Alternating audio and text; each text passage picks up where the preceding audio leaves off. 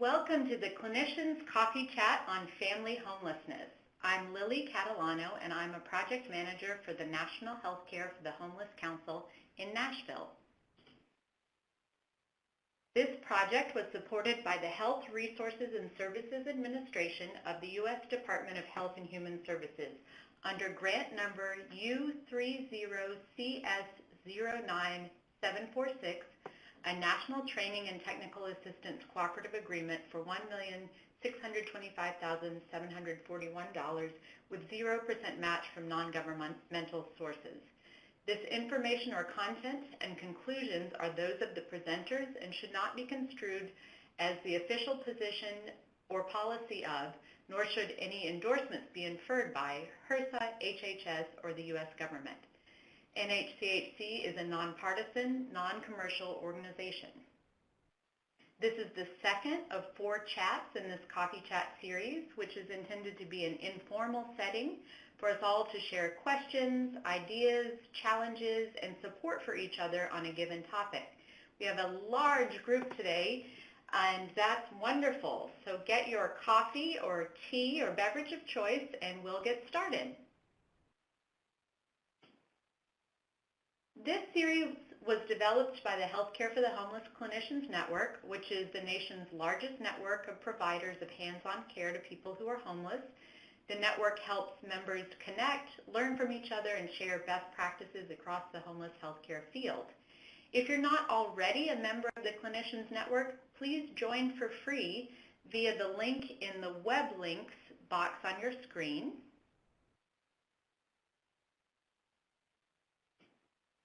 Some instructions about how you can engage during the chat today. We want to hear from you, and we welcome your questions and your stories throughout the chat. The more you all engage, the better the chat will be. You can type directly into the attendee chat pod on the bottom left corner of your screen, and your comments will show up to all participants. I'll try to refer to or summarize the comments as they come in and share them back with our panelists. So first up, let's see who we've got in the room today. We'd like to learn about who's participating in this chat.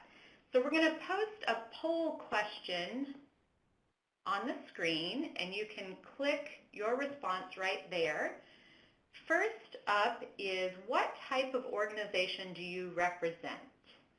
You can choose from Healthcare for the Homeless program, a school-based health center, another type of health center, a family shelter, or another service provider. And you'll see on your screen how it updates as other participants enter their responses. Looks like we have a lot of HCH programs and a good number of other health centers and family shelters and other types of service providers as well. Thank you. And now about your specific role. What's your role at the organization? Are you primarily a clinician, administrator, a government official, a policy or advocacy official, a consumer, or another role?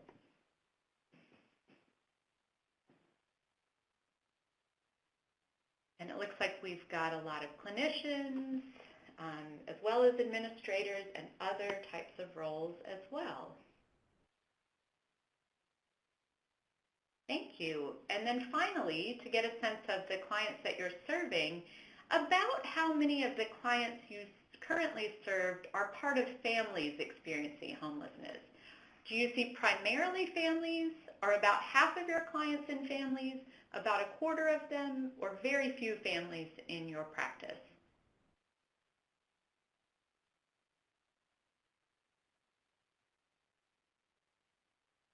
And this also looks like we've got a spread from folks who see mostly families to about half, about quarter, and then some who are just seeing a few.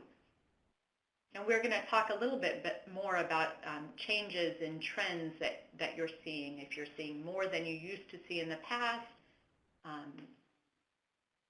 things like that. Great, thank you all so much. I wanted to let you also know that the Council has created a number of resources related to family homelessness, all of which are posted on our Children, Youth, and Families page on our website.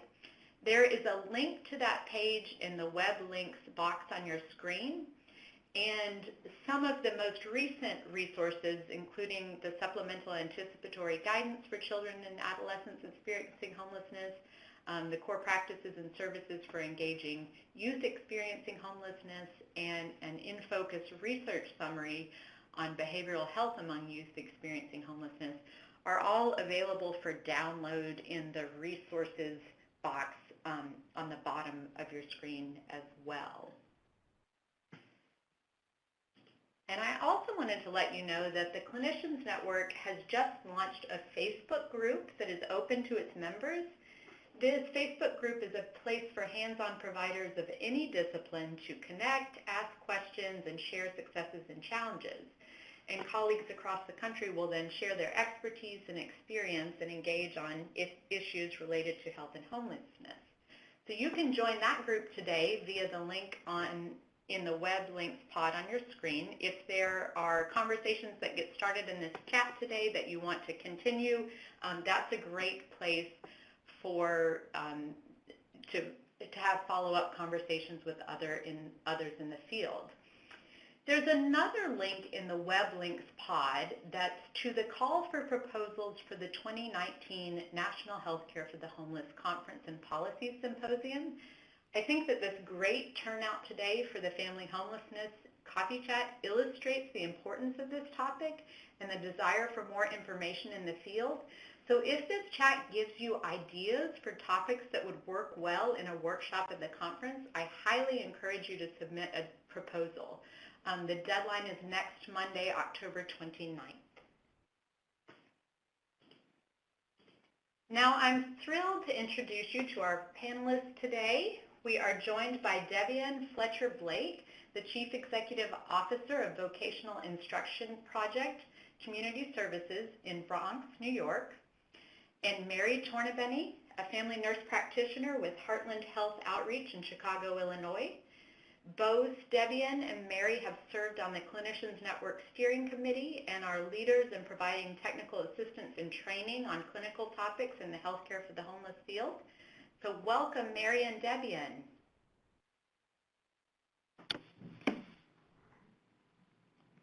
Our format today is that I will pose questions to our panelists and then open those up to all participants as well. So again, please use the attendee chat as a place to either ask follow-up questions or share your responses to the discussion as it flows. So first up, let's talk about any changes that you all have seen in the demographics of the families that you've seen in your practice over the past several years. What trends have you all seen in the demographics or the characteristics of families accessing services? Hello, this is Mary. I can tell you, I work in two different locations. I work in the city of Chicago on the north side, and I also work in a shelter-based clinic in suburban Chicago. And while in Chicago north side, the trends have been actually fairly consistent as far as families. There's always families, about 25% of what I do, and tendency to be more female head of household. In the suburbs, the numbers have really increased this past year, 40 to 50%. Also, much larger families of 8, 9, and 12 people, with not always two-parent families, more multi-generational families, and more families that are limited English proficiency and male head of household. Hi, this is Debbian. Welcome, everyone. Just going back, a plug for the Clinicians Network before I answer the question, Lily. Please know if you're a peer, a doctor, NP, social worker, a therapist, if you're a KSAC, a care worker, nurses, any field you are in healthcare, you are considered a clinician, so please join. Like Mary, we're seeing an increase in the number of families that are using our facilities and also in the shelter that we operate. What we're also seeing is a trend for older children or are entering the shelter system for the first time. We are also seeing more families that do not have children, so a male and a female entering as a family unit. And the ages of the older children can range all the way up to 21. Before, what we were seeing are younger children from, ages birth, let's say, to 5, and now we're seeing a lot of teenagers and young adults living with their parents entering into homelessness, some for the first time and some cycling through the second or third time. Thank you, and I'll ask the participants as well. What sorts of changes and trends are you noticing in the patients you serve? I can see that folks are typing, so I'll give you all a moment.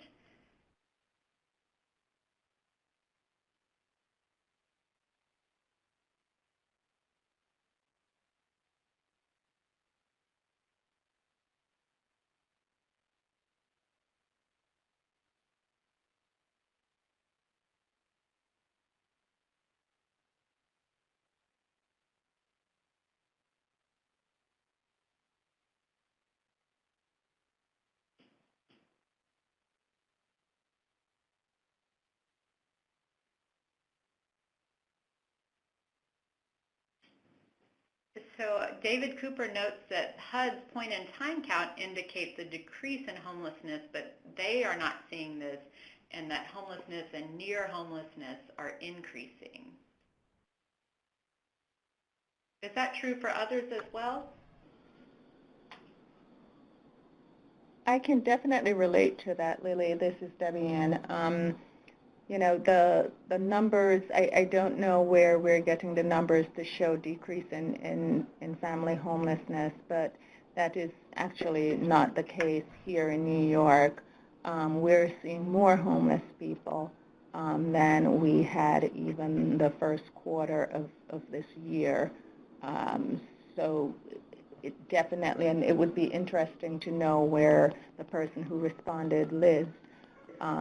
Because I think the trend is national and it's not just here or on the East Coast. That is. And go ahead. That is also what we're seeing in Chicago. Last week at my shelter-based site, we had the highest number for any October in the past 15 years. It's definitely increasing. And folks, attendees, please continue to type your responses. Oh, David notes that he's from Fredericksburg, Virginia, part of the D.C. metro area. Sort of a follow-up question, how are homeless families identified in your communities?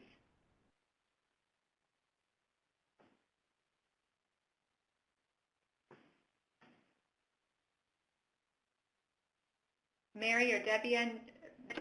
Well, this is Mary. Most of the homeless families actually will present in the suburban perspective before they're homeless or before they lose their housing for homeless prevention services. Also, though, we do get law enforcement in bringing people in if they've lost housing and don't have anywhere to go. Neighbors, families, they just present to the shelter.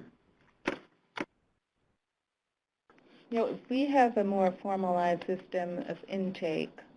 So families go to an intake center, and from the intake center, they are assigned to different shelters across the city.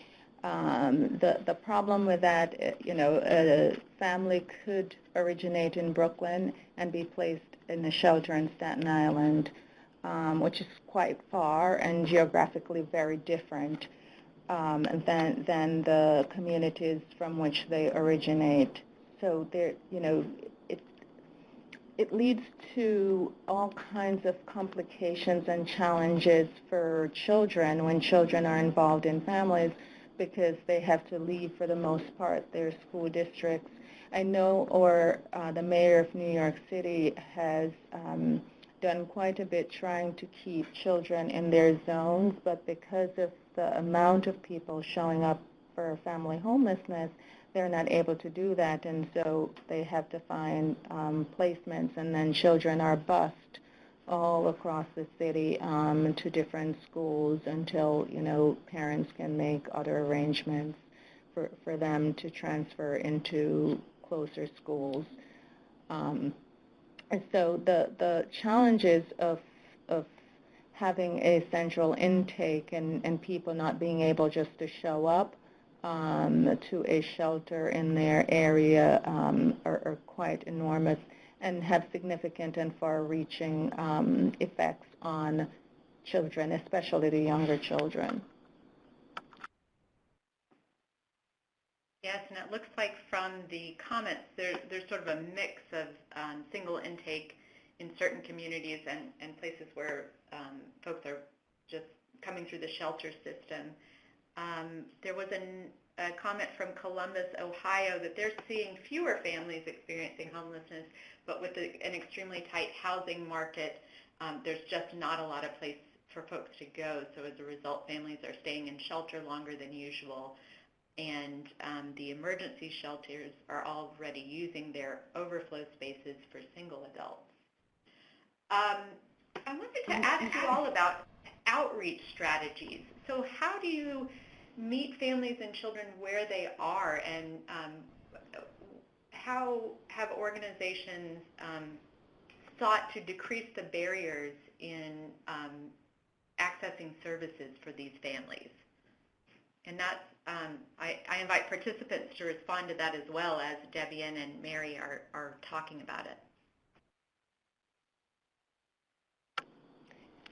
Lily, I will address outreach in a second, but there's a very interesting comment from Michelle Torres from Silicon Valley, where she said before people rented rooms and houses are slept in tents in a backyard, and I guess they're moving into shelters now. I would be interested, Michelle, to find out if these people who were renting have lost their jobs, or has there been special efforts to clean up and to make housing safer for people who were rooming or living in other people's backyards? And then, while Michelle types that response, in terms of outreach, we have an outreach team that goes out in the community and speak to folks where they are. We go into different shelters to promote our services so that homeless families can access our services here on site.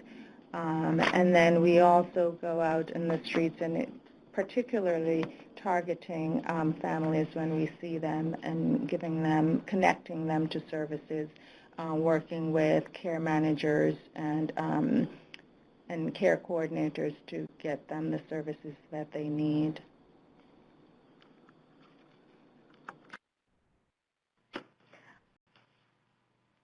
Some of the things that we've been doing at Heartland include actually everything that Debbian has said. Some of the shelter-based care outreach sites that we use, we do try and target after school hours and after dinner hours so that we can actually capture some of the families into health care. It's very difficult without doing a community assessment or a needs assessment and continually reassessing shelters that accept families to target services and reach the appropriate people.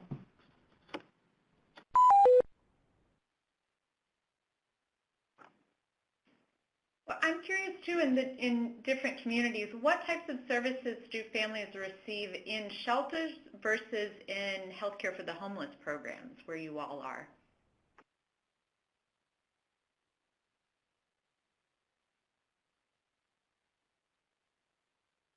And I think Mary may be temporarily disconnected, but we'll get her back in just a moment.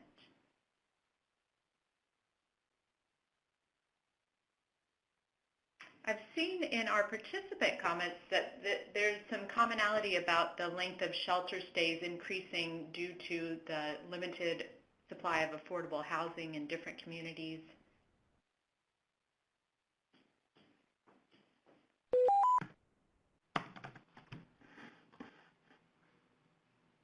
Hi, Mary. Hi, so sorry. No, that's okay. I was just asking about what services families are receiving in shelters versus in HCH programs or with other service providers in your community. Well, from us, it's healthcare. We will provide behavioral and healthcare and physical health, medical care, and then try and work with the social service agencies, both the shelter providers and many surrounding hospitals and the YMCA, YWCA, and all of these, community supports to get very comprehensive services available for families. Yeah, similarly here in New York, we provide a host of services, housing readiness, immigration services, legal aid, in addition to medical services, clinical services, which include substance use, mental health, and primary care, and primary/physical health care, women's health, GYN, those kinds of services. And then, the support services include for GED and other vocational training. We do a host of that. We do some school readiness programs, and also we refer to the younger children to programs that can provide after-school help with homework or just, self-esteem, those kinds of classes, and also nutritional classes.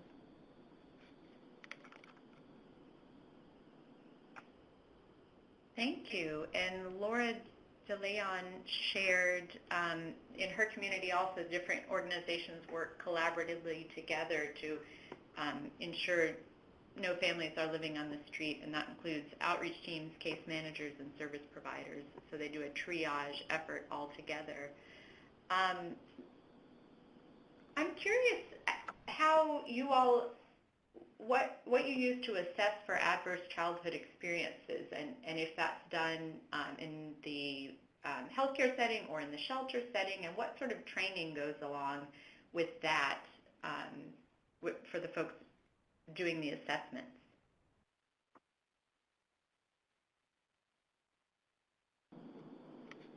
Well, that's done. This is Debbian. That's done in our clinic when the families come in. The training that's provided, we are obligated to provide training to all our staff, and by our policies and procedures, we have decided that all our staff need to be trained on how they assess ACE. We provide it's one of the required annual trainings that our compliance officer ensures happens for all staff who are dealing with children. And what we have decided to do is to expand that to all our staff because sometimes staff cover each other so that we know that the screening will be consistently done.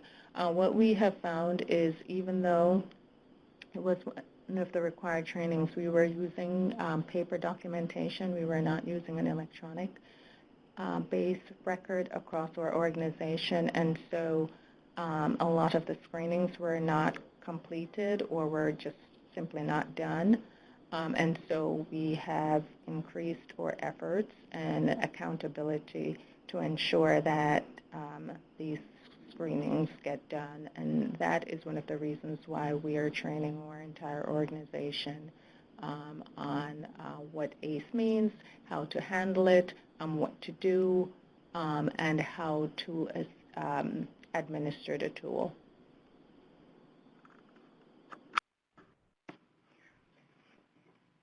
In Chicago, it's done in the healthcare center. And with the healthcare providers, therapists and/or physical health providers. For me, it's something that we're trained on as well, and also it's in our electronic health record, so it's an integrated part. It does need to be. It is part of the pediatric record, but sometimes we do actually need to pull it in, and really have worked to develop the support system around it, the referrals in-house and external to support people in their trauma recovery.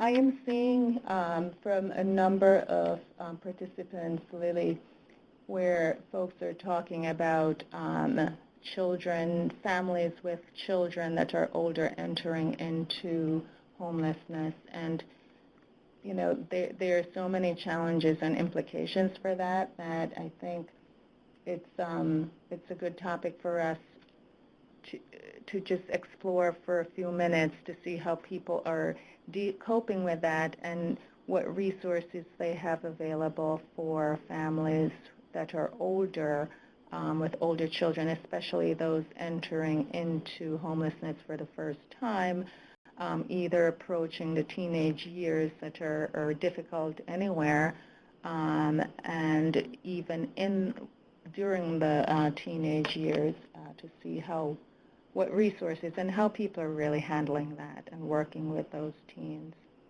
and parents. Yes, I'd love to hear ideas for how different organizations are supporting those older kids going through the experience of homelessness for the first time.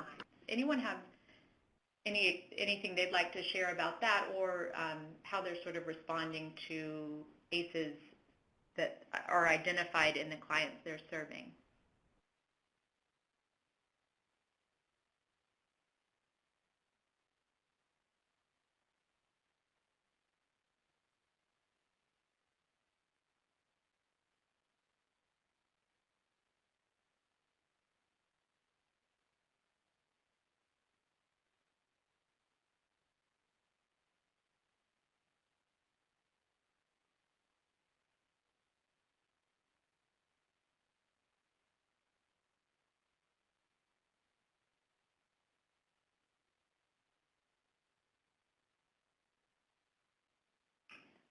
I'm also going to ask about what sorts of parenting education do your shelters or other service providers in your communities provide, and how are those programs going?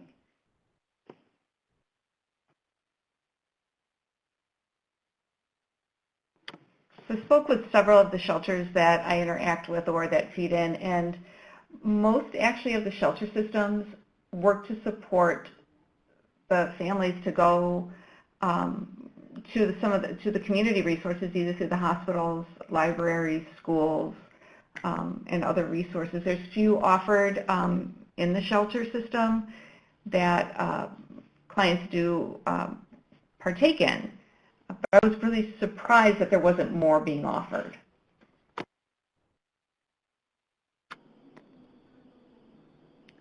Yeah, I concur, Mary. I don't think the support systems that are offered are adequate for families. One of the difficulties that I have experienced over the years, and it has still not changed, is a parent will be attached to one particular group or resource, and then they have to move because of housing or they become displaced again. and then they're introduced to a different resource and have to develop those relationships again. And then it happens a third time, and they have to develop new relationships. And so, as you know, and research has shown that, the benefits from using resources is relationships. And each time that a homeless mom or dad has to go through and relive their trauma, not only is it re-traumatizing them, but also they start locking down and not sharing enough that will be totally beneficial, because they're expecting for that to happen again, where it will only be a temporary relationship. So, and I don't have an answer for that, but when we make referrals for these moms and dads and families, it is important for us to consider their communities of origin, or the communities that they more than likely will end up in, as best that we can, and also to continue to whatever relationships they had and resources that were beneficial to them, if we can do our best to maintain those relationships. Because as it is, the resources are not sufficient, but if you keep disrupting them, then it just makes it so much harder for them to get the full benefits from whatever it is we're trying to achieve.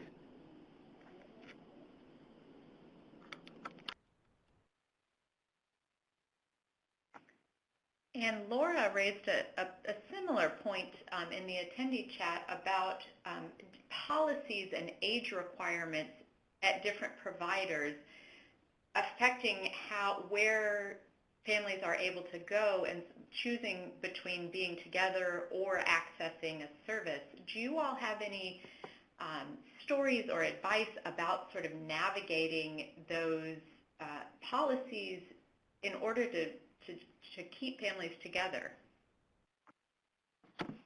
This is Mary. In the emergency shelter that I provide services, or have a shelter or a base clinic at, we've really worked a lot in the past year for that. It's scattered site emergency shelter. Many of the sites, we don't want kids. We don't have an ability to protect them. Just really having to go in with a team and figuring out how to physically lay out a place with when you have the ability to shift barriers, or where you can house single adults for a night versus families for a night, and how to do that responsibly. But it's been an amazing effort to be able to keep families, or to even try and keep families together in one area for 12 hours. And this is Debbian. I saw Barbara DePetra's name on the guest list, and I think she's known to almost everyone on the chat, if not everyone. And I would like to get her feedback on that, because it is definitely a policy issue where it's just an unfortunate thing that we separate families, especially when they're going through homelessness. And so Mary's made the point that through developing relationships with other providers, it sounds like you've been able to figure out how to address some of those challenges. I also want to point out Barbara's comment and sort of raise that to all the participants. She points out that HUD policy doesn't recognize doubled up or motel families as truly homelessness. Does this create challenges for you for being able to connect those families to services? And what would happen if the HUD policy expanded to recognize a broader definition of housing situations? So feel free to respond in the attendee chat, or Mary and Debbian, if you have thoughts about how the policies impact your clients. We'd love to hear those as well. Yeah, thank you, Lily. Thanks, Barbara. Any expansion in HUD policies will help. I think the barriers are there, and we all know, we look at HUD and say, why are these barriers here, and what can we do to mitigate them? And we try, like Mary does, to work around them. But even with any physical separation is harmful, right? So the best we can do is as Mary suggested, work with resources so families are not too far away from each other, et cetera, but even that is detrimental. So I completely support expansion in HUD regulations about family situations, housing situations, and what does that look like and what does that mean. And I think with 35 people on this chat, we should all make that as one of our agendas to speak to our political folks. And I'm sure Barbara can give you guidance how to do that, or your elected officials. When I said political folks, that's what I meant, I'm sorry. Because we really need to change the paradigm. And, with this opioid epidemic and even though we hear every day, depending what we want to hear, selective hearing, how well our economy is doing, and it's doing so well, but yet we see an increase in the number of people who are homeless, or the number of people who are jobless, or, in poorer communities, we see them getting poorer.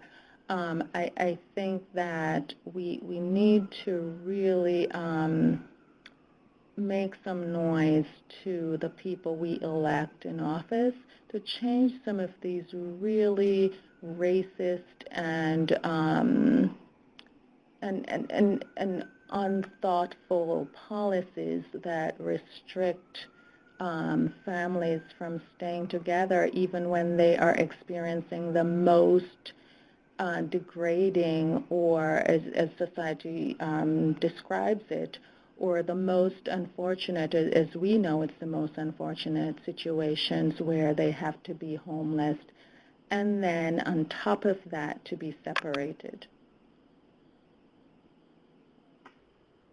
Thank you, Debbian. And I know the council talks a lot about how the voice of the clinician, if you can share specific stories of your practice and the people you're serving, it's a great way to sort of you're a microphone that can amplify voices of folks with less power, and so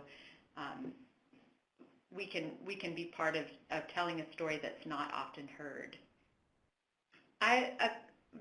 We've brought up advocacy and kind of working to change policies and working with other organizations in your communities to provide services and to provide the best care for the folks that in your area. So I wanted to talk a little bit about if you all have advice or stories about how you kind of build trust and the ability to work together between different providers or entities who have a say in the decisions that are made in your communities.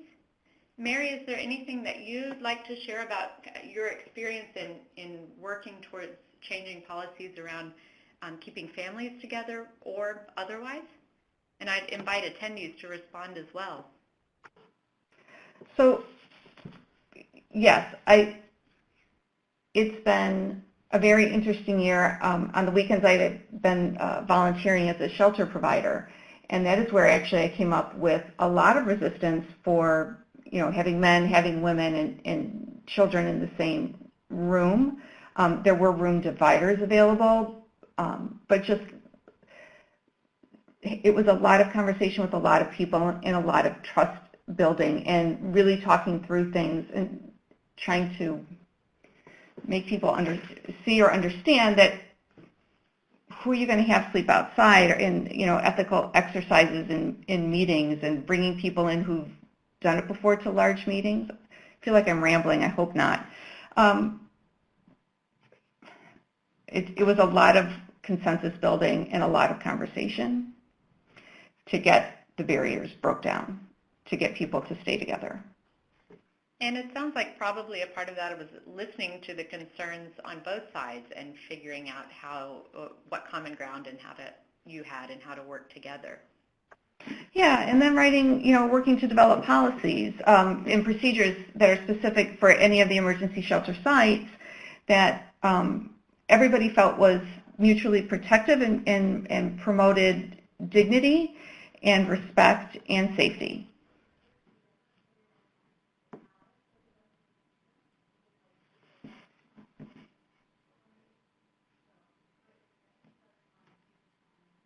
Debbian, do you have anything you'd add about building relationships with other influential entities in your community? Sure. It's a consistent message in finding the right people. Like I research people's background, and then I try to partner with the ones who I think have a similar agenda or have experienced homelessness. So if there's an elected official who has experience or whose family members have experienced homelessness or anything close, poverty or anything like that, I try to partner with them. Storytelling is very important. I can't begin to say enough how important it is. And also engaging some of the families that you work with to tell their own stories. Because I often say I can stand or sit with anyone and I can tell a story. It is not as impactful as when you have the person who has lived it and experienced it telling that story. When we can't, then we have to represent the best way we know how and tell the stories for them. But if we can get our clients to trust us and to trust the process, and write letters with us or make visits with us, and that's important. So those are the elected officials. And then, places like hospitals, I try to convince them through relationships that people need to be treated equally. And I will even give them suggestions of ways how they can improve the health and well-being of the families and homeless people in general that are using their systems. We've created a clinic, a 24-hour open access center for us. Right now it's only serving singles.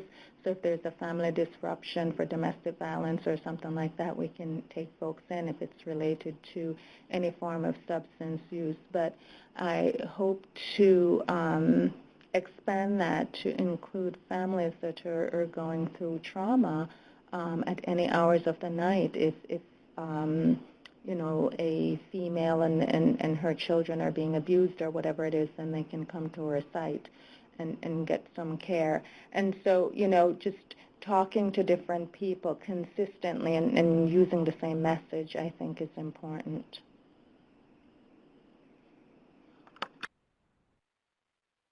Thank you. Laura in Los Angeles also shared that the Los Angeles Homeless Services Authority opens up all policy changes for public opinion, and service providers encourage staff to comment to create change. And the importance of line staff and client experiences in responding to these proposed changes. That just sort of echoes the idea of, talking about the impact of different policies on real people and encouraging storytelling. David Cooper also shared a book suggestion, the subtitle, What the Dreams of Children Mean for 21st Century America. That might be a read that some of you all would be interested in checking out. I wanted to ask next about how you all navigate the issues around Child Protective Services referrals and kind of how that plays out in your organization. This is Debbian. Child Protective, we normalize it as best we can, and we present that as a resource for parents. versus, someone's coming to take your child. And so we try to be proactive and tell moms and dads, this is a resource for you to help you so that you don't get to a point where your children or your child is taken away from you. And by normalizing that, I think people are more amenable to those resources versus waiting until there's a situation and then, that child has to be taken away. And we also advocate when Child Protective Services get involved. We also advocate on behalf of whoever, whether it's the family unit or whatever resource we can provide in addition to that. We try to do so.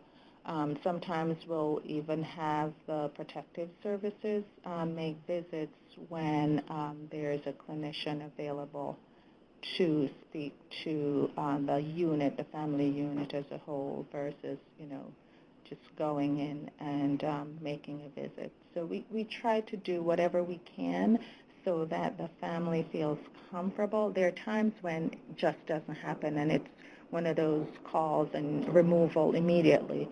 But when we can, we do make every effort to make it work for the family.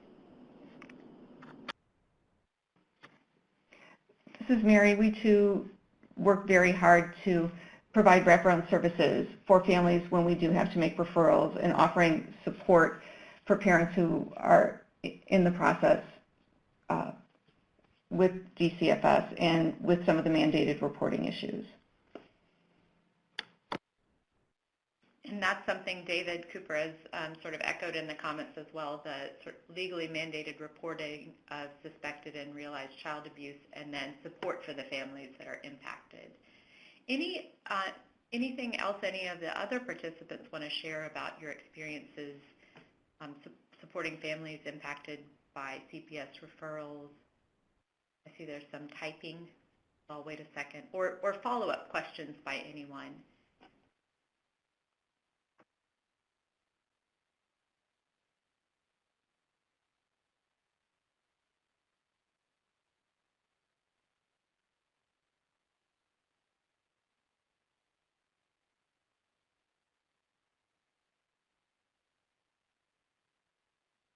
Okay, I want to ask too, how are your organizations engaging with school systems on a number of issues, including IEPs, screening for homelessness, access to food and uniforms, and anything related to schools?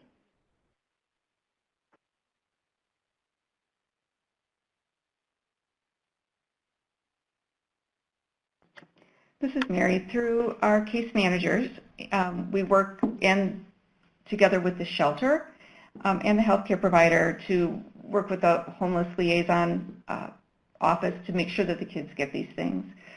Depending on the shelter system, most of the uniforms and the physical property needs are taken care of. There's lots of drives for kids around school time to make sure that they get their needs or their supplies met. But really consistently, clinic staff and shelter staff working with that school is the only way that anything gets met.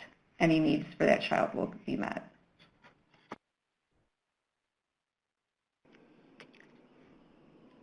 This is Debbian. I agree, Mary. What we're doing is it's very similar. We have staff who go into the schools and do presentations about the services that we provide, resources that are available in the community. We meet with the teachers, the principals, to tell them, to educate them on what is available, what to look for in children, that they can call on us if they have needs that are not being met. We haven't, unlike Mary, connected or case management staff into the schools, simply because a lot of the schools have school-based health care, And so, there are some conflicts there, should we do that. But we've identified 2 schools that are close to our facility that we have been developing relationships with and who have been very supportive of what we do. And so we are also working with the PTA to inform them of ways that they can help all children, including those that are living in the homeless shelters in the area.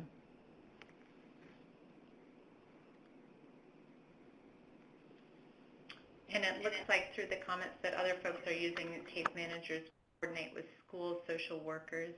Laura shares an interesting note that the funding source comes from the county for their program. There are too many loops families need to go through in order to get the financial help they really need. So sometimes service providers make biased decisions on who and when the assistance is given. Thank you for sharing that experience. I wanted to ask if in the different communities, are there work requirements for families being able to access specific services?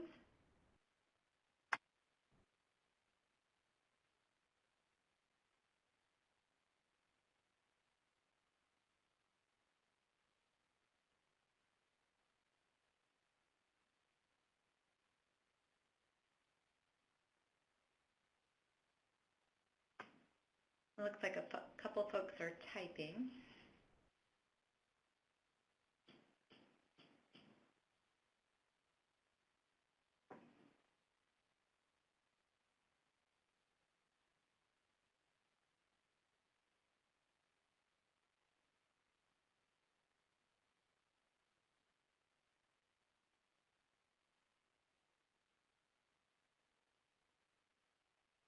So Barbara shares that Arkansas is the only state with an active work requirement for Medicaid, but SNAP and TANF may have work requirements in many states.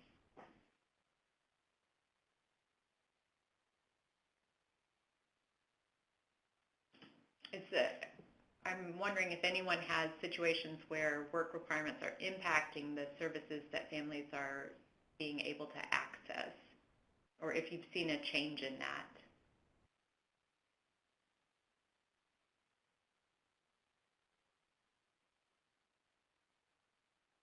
And I'll open it up as well, as we've got just a few minutes left in our time together. If there's anything else that we haven't covered today that you all have questions about or want to, just points that you'd like to raise for some more discussion, feel free to go ahead and type those in the attendee chat, and we can ask our panelists and other attendees as well. Mary asked in the chat, how does work impact the services received?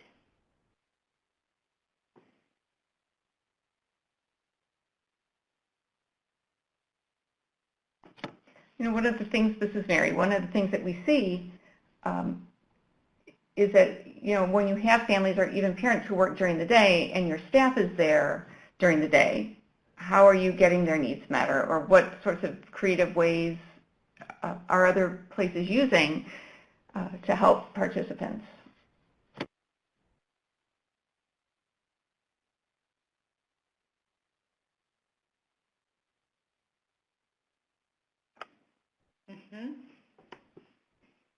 And Barbara also raises the question of how immigrant families may or may not be willing to engage in services because of current administration policies.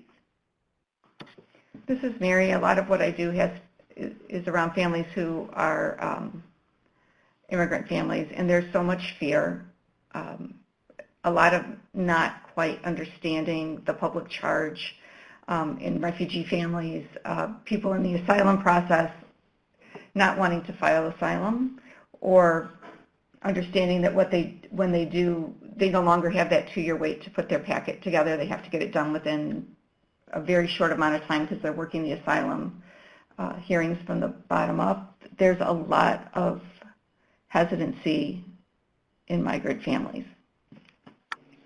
services. I agree. I mean, we're seeing the same thing here in New York. There's just a lot of fear on the part of families. There's a lot of confusion.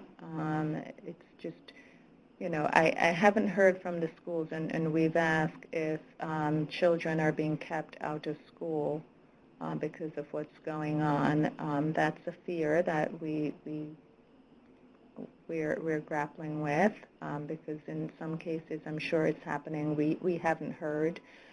They can't really equate the absenteeism to those policies, but when there was a particular policy that was released, and that day absenteeism rose to the highest peak. So it's really a big problem.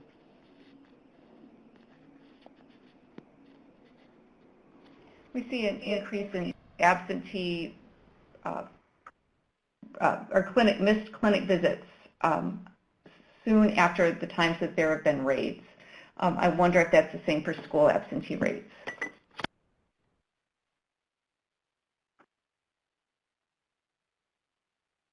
Yeah, and we're seeing people decline services because of some confusion that if they use their Medicaid card, they will be it will be a tracking device.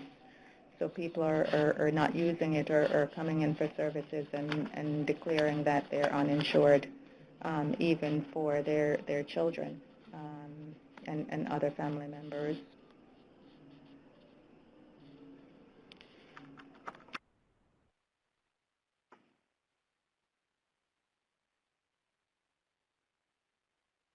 I can see that other folks are typing, so I'll give another minute.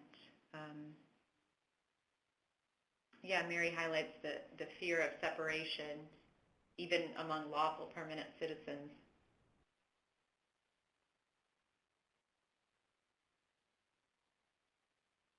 Or permanent residents. And Susanna says, yes, parents are declining to renew medical benefits or even apply for benefits for their children who are U.S. citizens.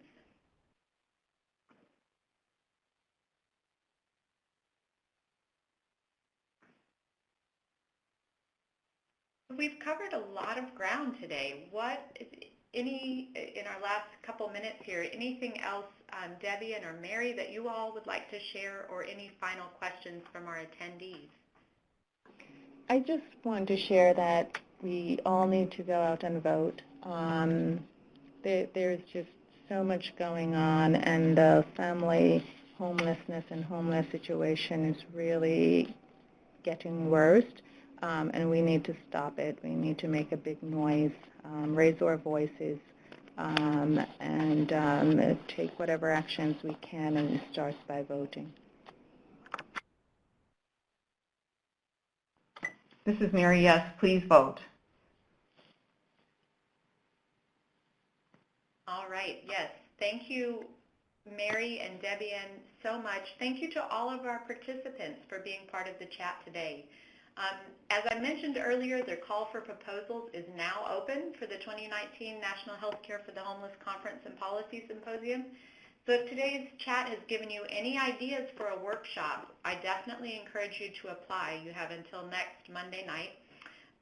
Like I said, the link to the proposal page is on the screen now, or you can visit nhchc.org for more information.